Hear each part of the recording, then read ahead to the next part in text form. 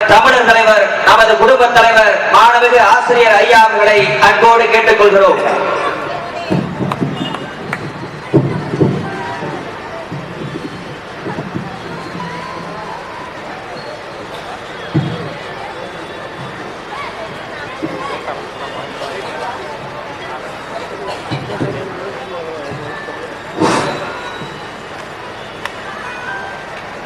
மிக சிறப்போடும் எதிர்பார்க்க முடியாத அளவிற்கு எழுச்சியோடும் நடைபெறக்கூடிய இந்த காலையிலே நடைபெற்ற மாநில திராவிடர் கழக மகளிர் பாசறை மகளிர் அணி ஆகிய 2 அணிகளை இணைத்த ஒரு மாநாடு. அதுபோலவே திராவிட மாணவர் கழகம் மாலையில திராவிட இளைஞர் கழகம் இளைஞர் அமைப்பு இன்று காலையிலும் மாலையிலும் 4 அமைப்புகள் திராவிட கழகத்திலே பல அமைப்புகள் இருக்கின்றன. அவர்களிலே 4 அணிகளை குறிப்பாக தேர்வு செய்து 10 நாட்கள் தான், ஒரு 2 வாரங்கள் கூட இல்லை, அடையாளப்படுத்தப்பட்டு நடத்தக்கூடிய மிக வெற்றிகரமான இந்த மாநாடு தஞ்சை வரலாறு படைத்தது என்று சொல்லக்கூடிய அளவிற்கு காலத்தால் மேற்கொள்ளப்பட்ட மிக முக்கியமான ஒரு மாநாடு.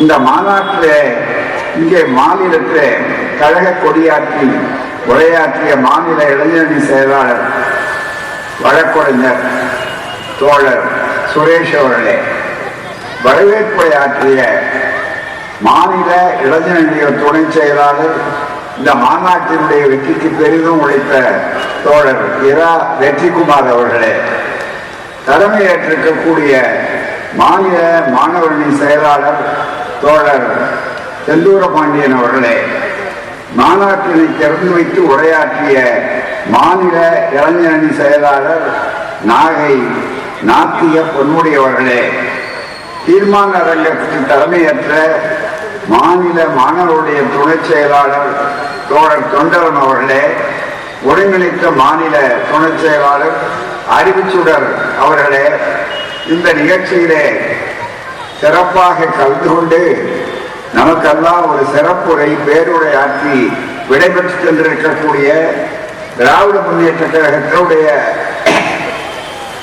துணை பொதுச் செயலாளரும் சிறந்த கொள்கை பரப்பில மிகப்பெரிய அளவிற்கு மற்ற எதிரிகளால் கூட ஜீரணிக்க முடியாத பாராளுமன்றத்திலேயே அவர் எழுந்தால் எல்லோருடைய பார்வைகளுக்கும் அவர் முன்னாலே வறுமை சொல்லக்கூடிய அளவிற்கு கொள்கையாளர் அன்பிற்குரிய அருமை தோழர் பேசி விடைபெற்று சென்ற தோழர் ராசா அவர்களே, மேனாள் நாடாளுமன்ற உறுப்பினரும் அமைச்சரும் என்றைக்கும் கொள்கையாளருமாக இருக்கக்கூடிய அன்பிற்குரிய அருமை தோழர் பழனிமாணிக்கம் அவர்களே, தஞ்சை மாவட்ட செயலாளர் துரை சந்திரசேகரன் எம்எல்ஏ அவர்களே, அதே போல ஒரு சிறந்த கொள்கையாளராக இருந்தால் அவர் என்றைக்கும் கொள்கை பார்வையோடு இருப்பாரே தவிர கட்சிகளை தாண்டி நினைக்கக்கூடிய அளவுக்கு என்று துணிச்சலான முடிவெடுத்து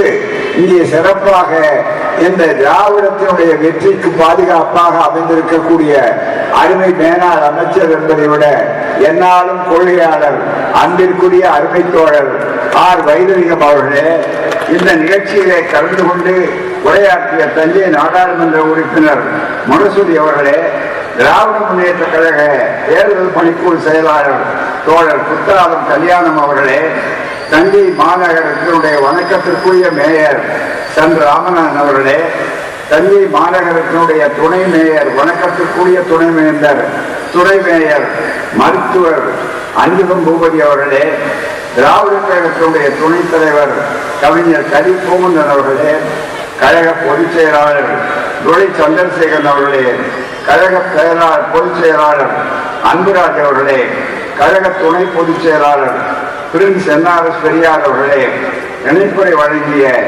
மாணவர் அணியினுடைய இணைச் செயலாளர் நாகை இளமாறன் அவர்களே, நன்றி உரை கூட இருக்கக்கூடிய மாவட்ட திராவிட கழகத்தினுடைய இளைஞரணி தலைவர் பிரகாஷ் அவர்களே, தமிழ்நாடு முழுவதும் இருந்து காலையில இடைவெளி இல்லாமல் இந்த இதுவரையில கலந்து கொள்ளக்கூடிய அருமை தாய்மார்களே, கொள்ளை உறவுகளே, நண்பர்களே, தோழர்களே, அனைத்து இயக்கங்களை சார்ந்த பெருமக்களே, ஊடகவியலாளர்களே, செய்தியாளர் தோழர்களே, உங்கள் அனைவருக்கும் அன்பான வணக்கம். இப்போது மணி 8:38 ஆகிறது. 9 மணிக்கு முடிக்க வேண்டும் என்று நாங்கள் முதலிலே திட்டமிட்டோம். வெளியூர்களிலே இருந்து வந்திருக்கக்கூடிய தோழர்கள் மீண்டும் அவர்கள் ஊருக்கு திரும்ப வேண்டும் என்பதை விட ரயில்களிலே திரும்பக்கூடியவர்கள் இருக்கிறார்கள், தனி வாகனங்களே. ஆகவேதான் என்னுடைய பேச்சு என்பதை எவ்வளவுக்கு ஒரு அளவீட்டுக்குள்ளேயே நிறுத்த முடியுமோ அதை செய்திருக்கிறோம். இங்கே நம்முடைய தோழர்கள், திராவிட கழக, திராவிட முன்னேற்ற கழக தோழர்கள் அத்தனை பேரும் மிக அருமையாக இளைஞர்கள் உட்பட தெளிவாக விளக்கியிருக்கிறார்கள். தீர்மானங்கள் அருமையாக நிறைவேற்றப்பட்டிருக்கின்றன. எல்லாவற்றுக்கும் நன்றி. நம்முடைய தஞ்சை தோழர்களிடம் நான் இந்த பொறுப்பை நடத்த வேண்டும் என்று கேட்கவில்லை, அவருக்கு செய்தியாகத்தான் சொன்னேன். அவருடைய இசைவு நிச்சயமாக கிடைக்கும், ஒத்துழைப்பு தெரியும் என்று.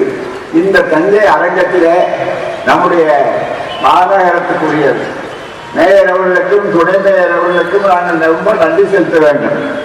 இன்றைக்கு நடுவிலே இந்த அரங்கம், இந்த மேடை, இந்த திறன் கொஞ்சம் கொஞ்சமாக நிகழ்ச்சிகள் குறைவாக நடக்கக்கூடிய ஒன்றாக இருந்தது.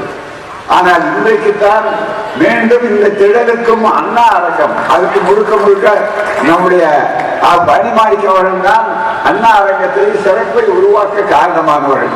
இந்த இரண்டுக்குமே ஒரு மறுமலர்ச்சி இன்றைக்கு ஏற்பட்டது, மிகப்பெரிய அளவிற்கு. இதையெல்லாம் பார்த்தோம். நேற்று கூட நான் வந்தபோது இவ்வளவு வேலைகள் ஆயிருக்கிறதா என்று இரவு வந்து பார்த்தேன். போடாமே எதற்காக சொல்கிறேன் என்றால், நம்முடைய தோழர்கள் நினைத்தால் எதையும் சாதிப்பார்கள் என்பதற்கு தஞ்சை தோழர்களுக்கு இந்த அரங்கமே எல்லோருடைய ஒருங்கிணைப்பு இருக்க வேண்டும், அவ்வளவுதான். அந்த ஒருங்கிணைப்பு மிக சிறப்பாக இங்கே கிடைத்தது. மக்கள் வந்தார்கள், தெளிவாக தீர்மானங்கள் நிறைவேற்றப்பட்டன என்று சொல்லும் போது மிக முக்கியமான தீர்மானங்களை எல்லாம் சொன்னார்கள். தாய்மார்கள் ஏறால் அவர்களுக்கு மாநாடு முடிவு உடனே ஊர்வலம், பேரணி. ஊர்வலத்தில் அமர்ந்து கொண்டிருக்கிற போது பார்வையாளர்கள் போது வயது இடைவெளி இல்லாமல் நடந்து வந்தார்கள். வயதானவர்கள் நடந்து வந்தார்கள், சிறு குழந்தைகளும் கூட, குஞ்சுகளும் கூட வந்தது மட்டுமல்ல, இப்ப ரொம்ப அறிவியல் வளர்ந்திருக்கிறது, செல்ஃபி எடுக்கிறோம் என்று சொல்லக்கூடிய அளவிற்கு அவள் அத்தனை பேரும் மிக முக்கியமாக இருக்கக்கூடிய வாய்ப்பை பெற்றார்கள். இதெல்லாம் ரொம்ப மகிழ்ச்சிகரமான, இது அத்தனையும் ரொம்ப சிறப்பு. இந்த திடலை பொறுத்தவரை பெரிய வரலாறு உண்டு. தஞ்சையில இந்த நகரத்தினுடைய இதயத்திலே இருக்கக்கூடியது. இதிலே நடந்திருக்கிற பல நிகழ்ச்சிகள் திராவிட இயக்க நிகழ்ச்சி நடந்திருக்கின்றன. நம்முடைய முத்தமிழறிஞர் கலைஞர் அவர்கள் தந்தை பெரியாருடைய இறுதி விருப்பமாக இருந்த அனைத்து சாதியினரும் அர்ச்சகராக வேண்டும் என்பதை சட்டபூர்வமாக 2வது முறை வந்து சட்டம் இயற்றி அதுக்கு அடித்தளம் போட்ட போது அவர் அதை செய்ததற்காக ஒரு பெரிய பாராட்டை திராவிடர் கழகம் நடத்தியது. எல்லோரும் இருந்தார்கள் இதே மண்ணிலே. இந்த மண்ணிலே இருந்து வந்த போது என்ன ஆயிற்று? இதற்கு முட்டுக்கட்டை பல பேர் போட்டார்கள். அதுவும் டெல்லியில இருக்கிறவர்கள், இங்க இருக்கிறவர் வரையில எல்லா உயர் ஜாதிக்காரர்கள், பார்ப்பனர்கள், வைத்தியர்கள், அதே மாதிரி RSS காரர்கள் போன்றவர்கள் எல்லாம் முட்டுக்கட்டை போட்டார்கள். ஆனால் இறுதியில் வென்றது யார் என்றால் முத்துவேல், கருணாநிதி, ஸ்டாலின் ஆகிய நான் என்ற பதவி பிரமாணத்தை எடுத்த உடனே அதை அப்படியே நடைமுறைப்படுத்தி காட்டினார்கள். முதல்ல உத்தரவு போட்டார் மிகப்பெரிய அளவுக்கு. தந்தை பெரியார் சொன்னது அப்படியே நிறைவேறியது. என்னுடைய போராட்டங்கள் எப்போதும் தோற்காது, வேண்டுமானால் வெற்றி வருவதற்கு கொஞ்சம் காலதாமதமாகும் என்று ஐயா அவர்கள் சொன்னதை நிரூபிக்க இந்த மேடை தான். ஆகவே இந்த மேடையிலே தான் முதல்ல போராட்டம் நடத்த வேண்டும் என்று தஞ்சையிலே ஆரம்பித்தோம். அதிலே மிக முக்கியமாக பிரகடனப்படுத்தி ஆரம்பித்தோம். ஆகைதான் இப்போது சொல்கிறேன், இந்த தீர்மானத்தை நாங்கள் மீண்டும் திராவிட முன்னேற்ற கழகத்தினுடைய ஆட்சிதான் கூட்டணி வெற்றி பெற்று வரும் என்ற தீர்மானத்தை சொன்னோம் நண்பர்களே. மீண்டும் அது வரும். காரணம், வரவேண்டியவர்கள் வந்து கொண்டிருக்கிறார்கள், இதே மேலும் மேலும் வந்து கொண்டிருக்கிறார்கள், எல்லோருக்கும் அதிர்ச்சி அடையக்கூடிய அளவுக்கு வந்து கொண்டிருக்கிறார்கள். இன்னும் கேட்டால் இது வந்து கொண்டிருக்கிற கூட்டணி ஒன்று, சென்று கொண்டிருக்கிற கூட்டணி இன்னொன்று. இப்ப வந்து கொண்டிருக்கிற கூட்டணி வெற்றி பெறும் சொல்வதற்கு சாதாரண பகுத்தறிவு போதும், அதுக்கு பெரிய ஆராய்ச்சி தேவையே இல்லை. ஆகவே வந்து கொண்டிருக்கிறவர்கள், வர வேண்டியவர்கள் எல்லாம் வருகிறார். நினைத்து பாருங்கள், திராவிடம் வெல்லும் என்று சொன்னோம். அது வேணா அலங்கார சொல் அல்ல. திராவிட கழகம் எதுக்கும் அலங்கார சொல், அர்த்தமுள்ள சொல்லைத்தான் சொல்லுவோம். அதில் வருகிற போது நண்பர்களே, என்ன என்று சொன்னால் திராவிடம் சில பேருக்கு என்ன, உதாரணமாக நேற்று எல்லாம் பரபரப்பான செய்தி என்ன, நேற்று தமிழ்நாட்டில் என்ன ஊழலுக்கெல்லாம் செய்தி வேணும். நேற்று ரொம்ப பரபரப்பு, முதல்ல பரபரப்பு உண்டாகணும் ஒரு இவரு, அதுதான் மிக முக்கியம். ஆனா அதை விட பரபரப்பு உண்டாகுதெல்லாம் இவங்க எல்லாம் வழியை போட்டுக்கிட்டே போனாங்க, அதுதான் மிக முக்கியம். முதல்ல பாதையை காட்டிட்டாங்க சரியான அளவிற்கு. நேற்று வந்தாரு, ரொம்ப வியப்பாக இருந்தது. மீண்டும் இந்த ஆட்சிதான் வர வேண்டும் என்று அவர்கள் ஐயா பன்னீர்செல்வம் அவர்கள் இருக்கிற ஓபிஎஸ் அவர்களுடைய எம்எல்ஏ சட்டமன்றத்தில் பேசினார். அவர் பேசுற செய்தியை கேட்டே சில பேருக்கு மயக்கம். அதை தாண்ட ஓபிஎஸ் அவர்கள் முதல்வரை சந்தித்தார். சந்தித்து அவருக்கு வாழ்த்து சொன்னார். 5 ஆண்டுகள் சிறப்பாக மீண்டும் இவர் வெல்வார் என்ற உண்மையை சொல்வார் என்று சொன்னால் ரொம்ப பேருக்கு அதிர்ச்சி. இதுல என்ன பெரிய, தயவு செய்து எண்ணி பார்க்கணும். அந்த தோழர்களுக்கு நான் சொல்றேன், இன்னமும் அதிமுக தோழர்கள் நாங்கள் அவர்கள் இன்றைக்கு தங்களை ஏதோ இடத்துக்கு தவறாக போனாலும் எடுத்த முடிவு சரியில்லை என்பதற்குத்தான் அடையாளம். காரணம் என்ன? ஒரே ஒரு சின்ன உதாரணம் சொல்கிறேன். எம்ஜிஆர் அவர்கள் டெல்லியிலே போய் அவர்கள் இந்த விஷயத்தை பேசிக் கொண்டிருக்கிற போது அவர் கையை முறிக்கிய ஒரு அநாகரிகமான கூட்டம் RSS இல்லை என்று மறுக்க முடியாது. தோழர் பண்டருட்டி ராமச்சந்திரன் அவர்கள் இன்னும் இருக்கிறார், தனிக்கட்சியுடன் 88 வயதில் தொடங்கி இருக்கிறார் என்று சொன்னால் அவர் பக்கத்திலே சாட்சி. அப்போதுதான் எம்ஜிஆர் அவர்களே மதிப்பிற்குரிய முதல்வராக போகிறார். டெல்லியிலே அங்கே இருக்கிறார், கையை பிடித்து முறுக்குகிறார்கள். அவருக்கு தெரிகிறது மண்டைக்காடு மதக்கலவரம் எப்படிப்பட்டது என்பதை உணர்ந்திருக்கிறார்கள்.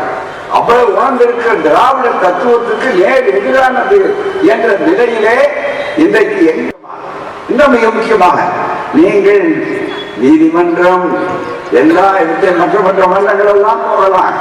ஆனால் இந்த இயக்கம் பிறந்தது மிட்டாம ராசிகளை நம்பிக்கொண்டு அல்ல. இந்த இயக்கம் பிறந்து வளர்ந்து இன்றைக்கும் மக்கள் மத்தியிலே செல்வாக்காவோடு இருப்பது அம்பானிகளை நம்பி அல்ல, அடானிகளை நம்பி அல்ல, டாட்டாக்களை நம்பி அல்ல, பிர்லாக்களை நம்பி அல்ல, மக்கள் மக்கள் மக்களாகிய இந்த சாதாரண மக்களை நம்பித்தான் இந்த இயக்கம் வெற்றி பெற்றிருக்கிறார். அந்த வெற்றியை பார்க்கும்போது நண்பர்களே, நீங்கள் எந்த மன்றத்துக்கு உயர் நீதிமன்றம் உச்ச நீதிமன்றம் எல்லாம் சொல்லி அங்கே கூட பல நேரங்களிலே அங்கே சிறப்பதிகாரத்து நீதி போல அது ஒரு காலத்தில் நடந்திருந்தாலும் கூட, ஆனால் என்ன ஆகும், நீதிமன்றத்தை நாங்கள் நம்புவதை விட அது நம்பித்தான் ஒரு கட்டத்தில் அதை தாண்டி நாங்கள் மக்கள் மன்றத்தை நம்புகிறோம், நீதிமன்றத்தை நம்புகிறோம் என்று நீதி ரீதியாக பிரச்சாரம் செய்யக்கூடிய அதைத்தான் எண்ணி பார்க்கிறோம். 50 ஆண்டுகளுக்கு முன்னாலே நெருக்கடி நிலை உள்ளே நாங்கள் எல்லாம் அழைத்து விசா கைதிகளாக தள்ளப்பட்டிருக்கிறோம். அப்ப கூப்பிட்டு சொல்றார், அங்க இருக்கிறவர் அதிகாரி சொல்றார், தலைமை அதிகாரி, நாளைக்கு உங்கள் கட்சிகளை எல்லாம் தடை செய்து அங்கே உங்களுக்கு உத்தரவு வரப்போகிறது. இனிமேல் நீங்கள் வெளி உலகத்தையே பார்க்க முடியாது. உங்கள் விற்பனையே வார்த்தையை சொன்னால் இதை விட கடுமையாக சொன்னார். ஆகவே அங்கே நீங்கள் அமர வேண்டும் என்று சொல்லக்கூடிய அளவுக்கு சொன்னார். அதை பற்றி கவலைப்படாமல் தான் அங்கே இருந்தோம். அப்போது அடித்து விழுந்தது மறக்காமல் சொல்லுகிறார் இன்றைய முதலமைச்சர் கூட. இதே கையிலே தான் அவர் அடித்து விழுந்து ரத்தம் சொட்ட சொட்ட வந்த போது இரவிலே அந்த கரம் பிடித்து யார் என்று கேட்ட உடனே அண்ணன் ஸ்டாலின் என்று இந்த இடத்திலே சொன்னார். ஸ்டாலின் தான் வந்திருக்கிறேன். அப்போ திருமணமாகி 1 மாதம் 1.5 மாதம் 2 மாதம் இருக்கு. அவருக்கு அந்த இளைஞருக்கு, எங்களுக்கு அனுபவம் உண்டு, ஆனால் அவருக்கு அந்த இளைஞருக்கு சொன்ன போது கவலைப்படாதீர்கள் என்ற அளவிலே அந்த உரத்தோடு இல்லை, இந்த அனுபவத்தை பெறுவோம் சொன்னோம். அந்த அனுபவம் இருக்கிறது அவர் வாழ்நாளில் மிகப்பெரிய ஒரு வெற்றியாக முதலீடாக ஆயிருக்கிறது. எனவே அதுக்கு பிறகு 50 ஆண்டுகளுக்கு முன்னாலே கட்சியே இருக்காது, இதுமேல் வெளியே போக முடியாது என்றெல்லாம் சொன்னார்கள். அதை பொய்ப்பித்து அது நடக்காத காரியம் தாண்டி இருப்போம் சொன்னது மட்டுமல்ல, இன்றைக்கு இந்தியாவிலேயே தலைமை தாங்கக்கூடிய தகுதி உள்ளவர்கள் என்று பலரும் ஒருவரை கைகாட்டுகிறார் என்றால் அவர் இந்த திராவிட மாடல் முதலமைச்சரை தான் கைகாட்டுகிறார், திராவிட முன்னேற்ற கழகத்தினுடைய கூட்டணி தலைவரைத்தான் கையாட்டுகிறார் என்று சொல்லக்கூடிய நிலை இருக்கிறது நண்பர்களே. ஆகவே வெற்றி எப்படி வந்திருக்கிறது? உழைப்பு உழைப்பு உழைப்பு என்பதை பற்றி சொன்னாரே சகோதரர்கள். ஆகவே உழைப்பு, நேர்மை, அடக்கம், வெற்றி வருகிற நேரத்திலே கூட அண்ணா சொன்னதை போல கதிர்கள் தலை சாய்ந்து இருப்பதை போல மேலே உயர உயர அவர் அடக்கத்தின் நிறுவனராக இருக்கிறார். அவருடைய கடைசி உரை, நன்றி உரை சட்டமன்றத்திலே சொன்னாரே, பார்த்தவர்களை எல்லாம் உருக்கியது. எதிர்கட்சிக்காரர்களால் குறை சொல்ல முடிந்ததா? பாராட்டி சொல்ல மனமில்லை என்பதற்காகத்தானே சந்திப்பதெல்லாம் சிலர் வெளியே போனார்கள். ஆனாலும் மற்ற நண்பர்கள், அறிவு நாணயம் இருக்கிறவர்கள் சொன்னார்கள், எல்லாவற்றையும் நிறைவேற்றி இருக்கிறேன். இன்னும் கேட்டால் அவர் ஆளுநருக்கும் நன்றி சொன்னார். அதுதான் பண்பாடு. அது மூலம் அது நன்றி என்பது இருக்கிறதே, இவர் நன்றி சொன்னார். அவருக்கு அது எவ்வளவு பெரிய அளவுக்கு குத்தி குடைகின்ற ஆயுதம் என்பதை எண்ணி பார்க்க வேண்டும். இதுதான் திராவிடர்களுடைய கடமை, கண்ணியம், கட்டுப்பாடு என்பதற்கு அடையாளம். எனவே நிச்சயமாக வெற்றி பெறக்கூடிய வாய்ப்புகள் வரும். ஒன்று. அடுத்தபடியாக நண்பர்களே, மிக முக்கியமான இங்க ஒரு தீர்மானத்திலே சிறப்பாக சொல்லக்கூடிய ஒரு முக்கிய தீர்மானம், நம்முடைய அதிகார வர்க்கம் எல்லாம் வெற்றி பெற்று நாம் அடைந்தாலும், மக்களாலே தேர்ந்தெடுக்கப்பட்ட ஒரு ஆட்சி சென்றாலும், அமைச்சர்கள் சட்டமன்றத்தை வைத்தாலும், கடைசியாக அதை நடைமுறைப்படுத்துவதற்கு அதிகார வர்க்கம், பியூரோக்ரசி என்று சொல்லக்கூடியது, அதே அதிகார வர்க்கம் வெள்ளைக்காரர் காலத்திலே ஐசிஎஸ் மிக முக்கியமாக. இன்றைக்கு எப்படி என்று நிலை என்றால் ஐஏஎஸ், ஐபிஎஸ், ஐஆர்எஸ், ஐஎஃப்எஸ் போன்ற மத்திய சிவில் சர்வீஸ். இதிலே இடம் வேண்டும் என்று சொல்லித்தான் நாம் போராடணும். நமக்கு இடஒதுக்கீடு, சமூக நீதி என்பது போராடித்தான் 1928 முத்தையா அவருடைய அமைச்சரவை, அவர்கள் அமைச்சராக இருந்து நீதி கட்சியுடைய ஆதரவோடு வகுப்புரிமை கிடைத்தது. அந்த வகுப்புரிமையை பார்ப்பனியம் ஆரியம் நீதிமன்றங்கள் மூலமாகவே அவர்கள் செல்லாது என்று ஆக்கினார்கள். ஆனால் மக்கள் மன்றத்தை நம்பினார் பெரியார், போராட்டத்தை நடத்தினார். 51 அரசியல் சட்ட திருத்தம் நேர்வாரில் நடைபெற்றது வரலாறு. இன்றைக்கு அது வளர்ந்து வளர்ந்து மண்டல் கமிஷனுக்கு போராடி, பெரியாருக்கு பின் மண்டல் கமிஷனுக்கு போராடி 27% வந்தது. அதை நடைமுறைப்படுத்துவதற்கு தொடர்ந்து போராடினோம். அதுவும் தந்தை பெரியாருக்கு பிறகு வேகமாக வந்த நேரத்தில் எல்லாம் வந்து வெற்றி பெற்ற நிலையில 27%. அந்த 27%, அதே போல ஒடுக்கப்பட்ட சமுதாயம், தலித் சமுதாயம் என்று சொல்லக்கூடியவர்களுக்கு ஓபி எஸ்சி 16, 15.5, அதுபோல எஸ்டி பழங்குடியினர் 7.5, அவருக்கு ரெண்டும் சேர்த்து 23%. எனவே 50%க்கு மேலே போகக்கூடாது என்று அரசியல் சட்டத்திலே இல்லாத ஒன்றை தீர்ப்பிலே கொண்டு வந்தார். சரி, அதையும் மதித்து புரிந்து கொடுத்து அதிலேதான் 50 இருந்து 23 கழித்தால் நாங்கள் அதிகமாக இருந்தாலும் பரவாயில்லை, எங்களை குறைத்துக் கொள்கிறோம் என்று பிற்படுத்தப்பட்டபடி 27% வந்தாங்க. அந்த 27ஐயும் நிறைவேற்ற, அதுதான் வேதனையா இருக்கு நண்பர்களே. உங்கள் பிள்ளைகளுக்கு அது என்னாவது? இதை கேட்பதற்கு திராவிட மாடல் ஆட்சியால் தான் முடியுமே தவிர தங்களை தாங்களே அடகு வைத்துக் கொண்டவர்களால் முடியாது. ஏன் திராவிட மாடல் ஆட்சி வர வேண்டும்? ஒரு ஸ்டாலின் மீண்டும் முதலமைச்சராக வேண்டும் அவருக்காக அல்ல, அல்லது சிலர் அமைச்சராக வேண்டும் என்பதற்காக அல்ல, உங்களுக்காக, உங்கள் பேர பிள்ளைகளுக்காக, உங்கள் எதிர்கால சந்ததிக்காக, உங்களுடைய வாழ்வுக்காக செய்கிறோம் என்பதை புரிந்து கொள்ள வேண்டும். அது என்ன கொடுமை என்று சொன்னால் நண்பர்களே, ஒன்றே ஒன்று சொல்லுகிறேன். ஒட்டுமொத்தமாக ஐஏஎஸ், ஐபிஎஸ் போன்ற பதவிகள் முறையான இடஒதுக்கீடு, சட்டப்படி கொடுத்த இடஒதுக்கீடு நியாயமல்ல. நம் தேவைக்கு ப்ரொபோர்ஷனேட் வகுப்புரிமை, வகுப்பாரி உரிமை அடிப்படை இருக்கிறது, அது இல்லை. அது பரவாயில்லை, ஏதோ ஒன்றுமில்லாததுக்கு இவ்வாறு கிடைக்கட்டும் என்று அவள் போராடி வெற்றி பெற்ற போது அந்த 27% அதிகாரபூர்வமாக நமக்கு இருக்கிற உரிமை. அது வெறும் சலுகை அல்ல, பிச்சை அல்ல.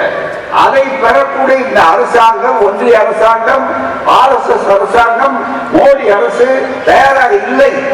அதைத்தான் தீர்மானத்தை நாங்கள் சுட்டிக்காட்டியிருக்கிறோம்.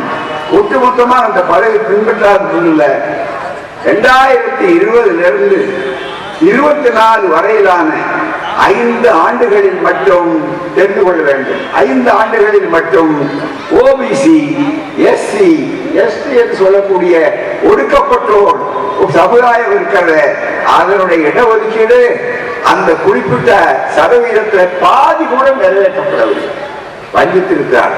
யாருக்கு போகிறது? உயர்ஜாதிக்காரர்களுக்கு, பார்ப்பவர்கள் மற்றும் உயர்ஜாதிக்காரர்கள் போகிறது. இந்த இயக்கம் எதற்கு பிறந்தது? சமூக நீதிக்காக. இந்த ஆட்சி எதற்கு சிறந்தது? அதை செய்வதுதான். இந்தியாவிலேயே இடஒதுக்கீட்டை அதிகமாக பெற்றிருக்கிற மாநிலம் என்று சொன்னால் அது மிக முக்கியம். திராவிட இயக்கங்களுடைய தத்துவத்தில் உங்களுக்கு தெரியும், 69% பாராட்ட வேண்டியது. 3 பேரும் பார்ப்பனர்கள், உயர்ஜாதிக்காரர்கள். அவளை பயன்படுத்தி மிக முக்கியமானது. இங்கே ஜெயலலிதா அம்மையார் அவர்கள் அல்ல, அவர்கள் அந்தரங்க சக்தியாக பாடுபட்டார்கள். அதில் யாருக்கும் மதிப்பு கிடையாது. எனவேதான் திராவிடர் கழகம் ஒத்துழைத்தது. அதற்கு அடுத்து அது சட்டமன்றத்தில் பிரதமராக அவள் அங்கே ஒப்புக்கொள்ள வேண்டிய நேரத்தில் யார் பிரதமர் என்றால் நரசிம்மராவ், ஆந்திர பார்ப்பனர். கையெழுத்து போட்டவர் யார் என்றால் சங்கர் தயாள் சர்மா, உத்தரப்பிரதேஷ். இந்த 3 பேரிடத்திலும் வேலை வாங்கக்கூடிய ஆற்றல் திராவிட இயக்கத்திற்கு உண்டு. அவளை கல்வி நியாயமாக சொல்றோம். எல்லாரும் அவர்களும் பெருந்தன்மையோடு அதுக்கு ஒத்துழைப்பு கொடுத்தார்கள். அதனால் இன்னைக்கு 69% தமிழ்நாட்டில். இந்தியாவிலே அது எந்த மாநிலத்தும் கிடையாது. சில பேர் கேட்கிறான், பெரியார் மண், பெரியார் மண்ணுன்னா என்ன? பெரியார் மண் இது பெரியாழ்வார் காலத்துல 69% கிடையாது. பெரியார் காலத்துல தான் 69%, பெரியாரால் தான் 69%. இதுல கை வைக்கக்கூடிய துணிச்சல் மற்றவர்கள் கிடையாது. அதை பாதுகாக்கின்ற கடமை திராவிடர் இயக்கத்துக்கும் இன்றைய திராவிட முன்னேற்ற கழக ஆட்சிக்கு தான். இதற்கு ஆபத்து வந்த போது அந்த வழியிலே நிற்கவில்லையே, அதை எதிர்த்து ஏழைகள் சொன்னால் கூட எல்லோரும் ஏழைகள் அல்ல, 10% என்று சொல்லி உயர்ஜாதி ஏழைகள், இதுக்கு ஆதரவு கொடுத்தவர்கள் தானே இந்த எதிரணியினர், இதை எதிர்த்தவர்கள் தானே இந்த அணியினர். அப்போது சமூக நீதி வேண்டும், உங்கள் பிள்ளைகள் படிக்க வேண்டும் நினைக்கிறவர்கள் யாரை ஆதரிக்க வேண்டும்? யார் வந்தால் உங்கள் வீட்டுக்கு லாபம் இருக்க முடியும்? எண்ணி பாருங்கள் நண்பர்களே. எனவேதான் எங்களுக்காக மிக முக்கியமாக ஒன்றை நீங்கள் உணர்ந்து கொள்ள வேண்டும். ஆகவே தான் இதை சுட்டிக்காட்டி இப்ப எல்லாரும் பாத்தீங்கன்னா அரசியல் கட்சிகள் அந்த கருத்துள்ளவர்கள் தமிழ்நாட்டில் எல்லாரும் நம்ம ஆதரிக்கிறாங்க.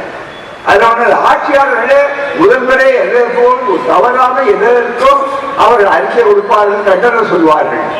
ஆனால் திராவிட கழகத்துக்கு இதே வேலை, இதே போல் பெரியார் பார்வை, இதே அந்த பெரியார் முன்னாடி கண்ணாடி, அதுதான் பார்த்து பார்க்கிறோம். ஆகவேதான் எல்லாருக்கும் தேர்தல் நேரம், அதனால எவ்வளவு சீட்டு கிடைச்சது, அது எந்த இடத்துக்கு வரணும், எல்லாரும் அரசியல் கட்சிகள் வேக வேகமாக எப்போது வரும் போவார்கள். ஆனால் எங்களுக்கு அவளை ஆதரித்து அவளுக்கு எல்லாம் செய்தால் கூட திராவிட கழகம் தாய்க்கழகம் இருக்கிற சமூக நீதிக்கான இயக்கத்தினுடைய பரிணாம வளர்ச்சியில அடித்தளமாக இருப்பதில் இருக்கக்கூடிய அந்த இயக்கம் போராட்ட களத்தையும் மறக்காது.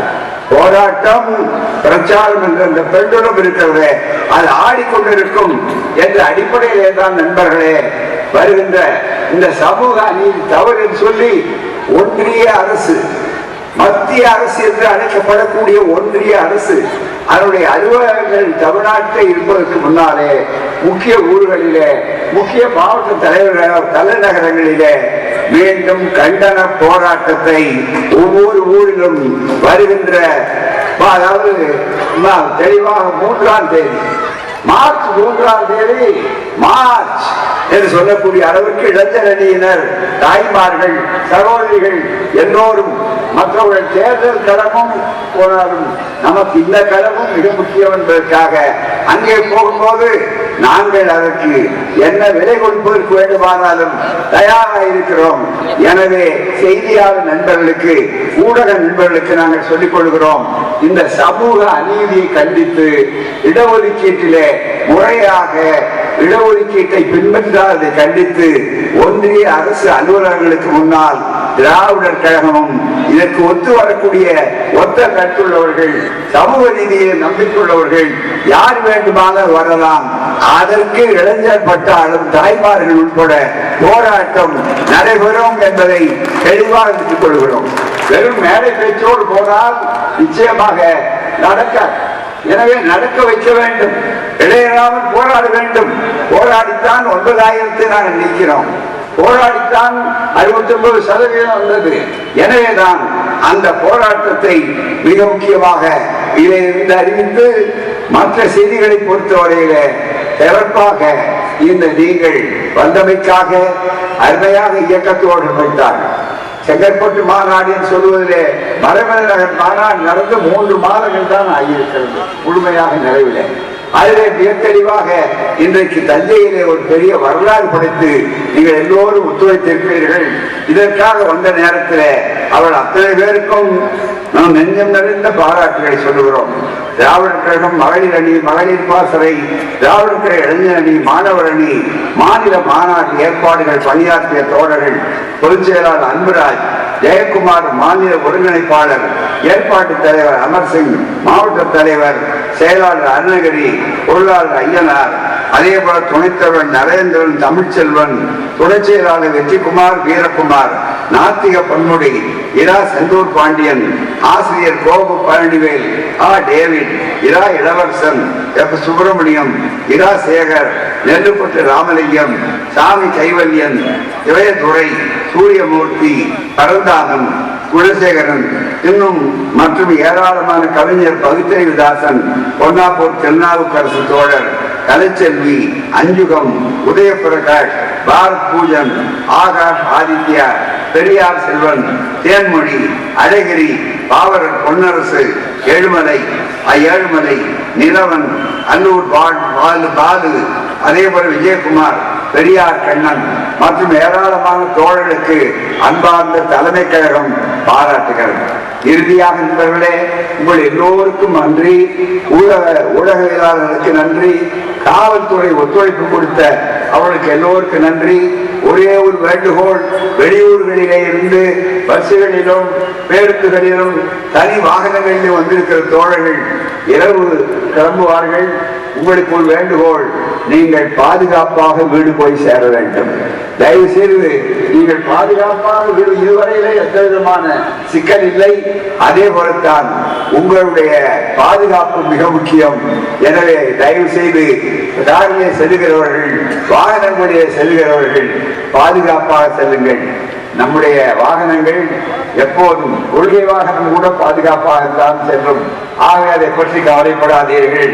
பல நேரங்களிலே உங்களுடைய ஒத்துழைப்புக்கு நன்றி.